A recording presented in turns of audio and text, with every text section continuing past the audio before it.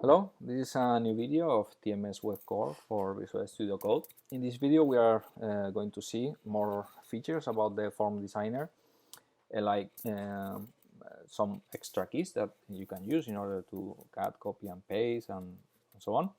And also the menu that you have when you are right-clicking on your components, and also about the double-click behavior. Okay, let's start by placing some components in the form designer.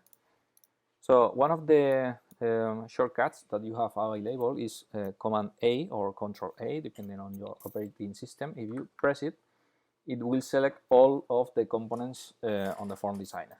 Okay, and then you can drag and drop them. Let's place also a container here. It's a panel, and place some components here. Okay, you press Control A, it will select also the component inside the container. So the goal is that you are able also to change properties at the same time for all those components. But if you happen to move those components, as you can see, it will be unselected. This is the default behavior because that component must not be moved. And also if you press Control A again, and if you try to drag and drop the component in the container, it will drag only the component inside the container. Okay, this is the default behavior. Let's see another keystroke. Let's see how you can interact with the clipboard. I'm going to put this on the side so you see what are the effects that these operations cause on the unit. So for example, if you select a component and you press Command C in order to copy that component, then you can paste that component using Command V. Okay, and as you can see, the component called Web Button 2, then the caption is Web Button 1. This is the normal because you can have a different caption. The right component has been added to the unit. Okay, so the pointer is okay. And that component at this moment is on the clipboard. So if you select a container like panel 1, if you paste that component inside the container, okay, this component will be contained inside the panel. Okay. Another thing you can do is to cut some component. This also works on multi-selection. If you press Command X, that will cut those components, and you can press Command V in order to paste them. Okay, this is the way for you to cut, copy and paste. And finally you can delete the components. So if you press delete, those components will be deleted also from the form and from the unit. And if you press Command A and delete, all of them will be deleted. Okay. So another option that you have is right click on a form, and as you can see you have like a pop-up menu here with different options. Let's go first. Let's see. You place here a button and you click on it. You have the typical operations that we have seen that with the shortcuts. So I'm not going to explain them. But another things that you can do is bring to front and send to back. These are the same operations as these ones. And also you have here some windows, for example, align and size. I'm going to place several components here, so you see how that works. I'm going to select all of them, and then I'm going to show the align dialog. Here is where you can perform all the alignment operations on the horizontal coordinate and on the vertical coordinate. So if you want to align the left sides, okay, this is how it works. Okay. Regarding the size, for example, here is the same. You can, for example, decide to modify the width, to shrink the width to the smallest of the control in the selection, or to set it to a specific value. Okay, I'm going to do this. As you can see, I have shrink all the controls to the smallest in the selection.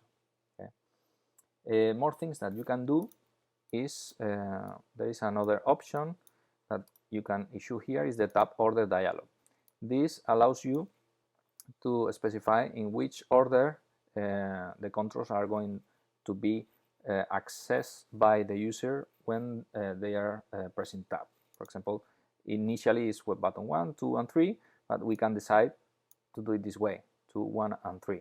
Okay, and if we mouse over the controls, you see this is 1, this is 2, and this is 0. Okay, 0, 1, and 2. This will be the order as we have been changing it. I'm going also to explain the view as text option before, because that shows the DFM. The DFM is the description of the form. This is where all the properties and components are stored. So let's see how this affects to the next option I'm going to explain, which is the creation order dialog. I'm going to place several non-visual components, this one here, and this one, data source. Okay, these are non-visual components, and they are added here. As you can see, first will be created the WebSocket client, and after that the web data source. It may be important for our application that the order in which these components are created is different. So for that we can edit the creation order, and we can do the same. We can decide the first component to be created is data source 1, and then the socket client. Okay, we do this. Okay, this order will be reversed. Okay, as you can see, as I'm modifying the form, the DFM gets updated live. Okay, finally, well, you have already seen the view as text option, and this is a nice thing in the sense that you can see your changes on a textual description. For example, if we select this button and we change the caption, this is my caption. Okay, this change is reflected here. This is the caption property that has changed. At the same time, I'm changing the property on the object inspector, and vice versa. If we close this designer and we make a change here, this is an updated caption. If we get again the form designer by pressing Ctrl F12, that change will be reflected here. Okay, so this is a nice way for you to make changes on your form in textual description.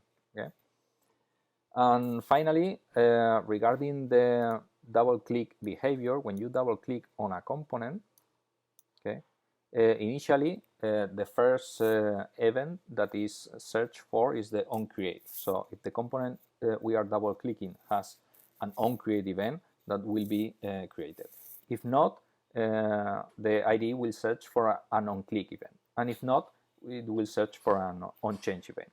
If there is no events, if there are no those events in the component, nothing will happen. But for example, the form has the onCreate event, and the button has the onClick event. These are like the default events. Okay, so it's very easy for you to attach an event handler for a default event that the component has.